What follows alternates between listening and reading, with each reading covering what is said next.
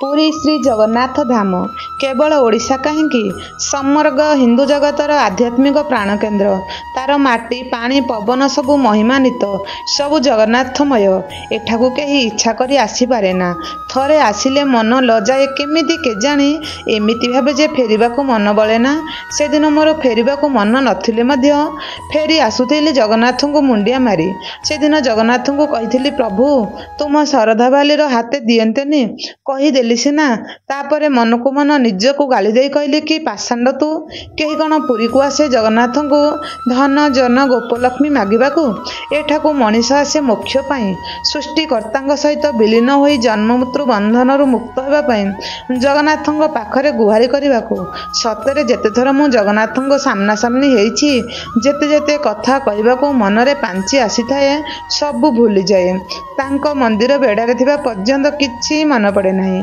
से दिन एमिति मागुणी केमिति मु कली मु जानिनी बाटरे आसिला बेलू पत्नी को एक कहली से मो मुह को चाहिए एमिति भावे सते जे किछि गोटे अमूल्य वस्तु पाई जाइछंदी एमिति कौन मो मुह को चाहिछ मु पचारिली कि अद्भुत कथा मु भी तो ये कथा तांको कहिछि हेले कौन हेबो आमे केउ तांको निजर जे से हमको जागा खंडे देबे तांकर जहा देइछंदी आम पई ढेर इच्छामय मन केतेबेले कौन हेब किए बा कहि पारिबो मु कहली सुना बेश देखी सारी से दिन राति आमे करंजिया फेरीगलु खूब शांति रे जगन्नाथ भजन शुणु शुणु गाड़ी रे आमे सोई पड़िथिलु एमिति निघड़ निदरे जे घरे पहुँचला बेलकू सखाळ होई जाइथिला 2006 मसीहार कथा ये 8 मसीहारे से चली गले घर बिना किए कहीं घर कथा चिंता करिवो करंजिया रे इच्छा नथिले भी पुओ बहु सेठारे मते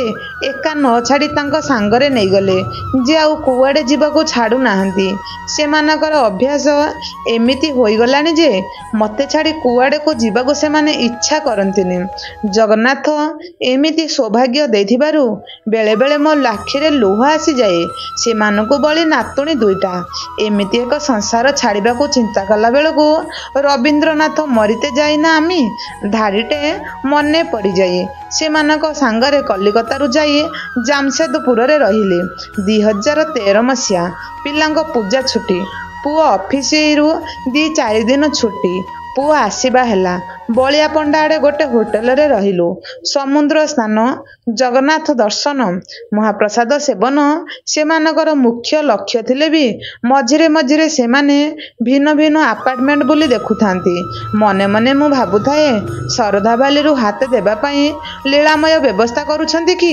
मु भी सेमानक संगरे बुली बुली घर देखुथाए मनरे बहुत आग्रह खंडे मिली जानतीनी छुट्टी सरीबा को बसिला फेरिबार बेल हला मात्र मन लाखी घर मिलानी फेरिबा गाड़ी संध्या 6टारे दिन बेले खाई होटेल रे से माने विश्राम नेले दी नातुणी आउ मु गोटे रूम रे खाई सारी से माने तांको पापा मामा पाखरे थांती एठू आसुची बोली कही जगन्नाथ को दर्शन करबा पई रिक्शा खंडे धरी बाहरी गली मंदिर पाखरे पहुँचला बेलकू कौन नीति चली बोली दर्शन बंद थिला मंदिर सामने रे अटकी गली पतित पावन को दर्शन करी आउ थरे नीलचक्र को चाहिली कहली हौ हेला मु तो से कथा भूली जाइथिली पुणी तुम्हें मने पकाई देल जगा खंडे मन को मो व्याकुल खल शेष निराश हो फेराई देउछ हेउ जहा तुम इच्छा कही आंठुमाड़ी मुंडिया मारी विरस मनरे उठुची भाईना नमस्कार बुली पड़ी देखिली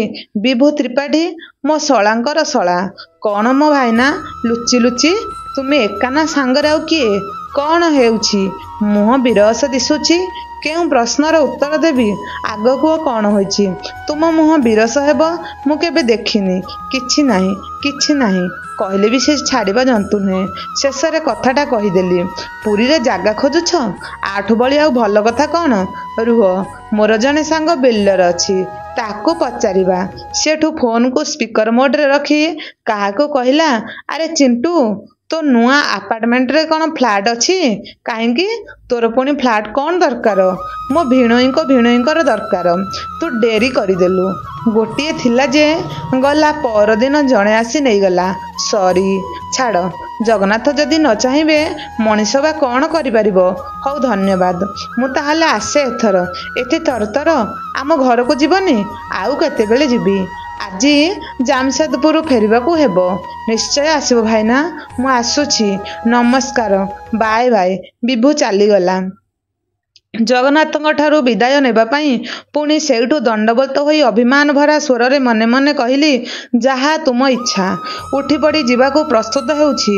ବିଭୁ ଧଇଁ ସଇଁ ହେଇ ଫେରି ଆସି କହିଲା, ଭାଇନା କଂଗ୍ରାଚୁଲେସନ୍, ତୁମ କାମ ବନିଗଲା। ଚିଣ୍ଟୁ ଫୋନ୍ କରିଛି। ଜଣେ ଗ୍ରାହକ ଗୋଟିଏ 2 BHK ନେବ ବୋଲି ଭଡ଼ା ଦେଇଥିଲା। ଏକମାତ୍ର ସେ ମନା କଲା।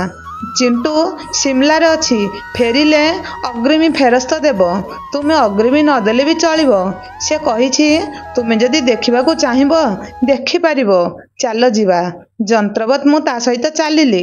ମନ୍ଦିରରୁ 500 କି 700 ମିଟର ହେବ। ବାହାରୁ ଆପାର୍ଟମେଣ୍ଟ ଖୁବ୍ ସୁନ୍ଦର ଦିଶୁଥିଲା। 2ଟି ରୁମ୍, 2ଟି ଟଏଲେଟ୍, ବାଲକୁନି ଆଉ କିଚେନ୍। ମନକୁ ମାନିଲା। ଛାତ ଉପରକୁ ଯିବାକୁ ମନ ହେଲା। 5 ମହଲା ଛାତ ଉପରେ ପହଞ୍ଚିଲା ବେଳକୁ ବାଁ ପଟେ ଦେଖାଗଲା ନୀଳ ସମୁଦ୍ରର ଅନନ୍ତ ବ୍ୟାପ୍ତି। ଲାଗିଲା ସତେକି ମହୋଦଧିରେ ସ୍ନାନ କରୁଛି। ମନ ଭରିଗଲା ଆନନ୍ଦରେ। ପ୍ରଭୁଙ୍କୁ ମନେ ମନେ କୃତଜ୍ଞତା ଜଣାଇ ତଳକୁ ଓହ୍ଲାଉଛି। ଆଖି ସାମ୍ନାରେ ପଶ୍ଚିମ ଆକାଶର ଅସୀମ ନୀଳିମା ମଧ୍ୟରେ ପତିତ ପାବନ ବାନା ଉଡ଼ାଇ ବିଶ୍ୱାସ, ଭରସା ଓ ଅଭୟବାଣୀ ଉଦ୍ଘୋଷଣ କରି ଉଦ୍ଭିଦ ଏତା ଅପ୍ରମେୟ ଜ୍ୟୋତିଯୁକ୍ତ ଶ୍ରୀମନ୍ଦିର।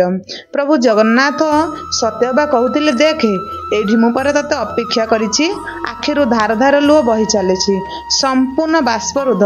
ମୁଁ ନିଜକୁ କ୍ଲାର୍କ କରୁଥିଲି ମୋ ଦୟାମୟ ପ୍ରଭୁଙ୍କ ଉପରେ ଅଭିମାନ କରି ପାପ ଅର୍ଜିଥିବାରୁ। ପ୍ରଭୁ ଏ ପାପରୁ ମୋତେ ଉଦ୍ଧାର କରିବ ବୋଲି କହି ଲୁହ ପୋଛୁଥିଲି।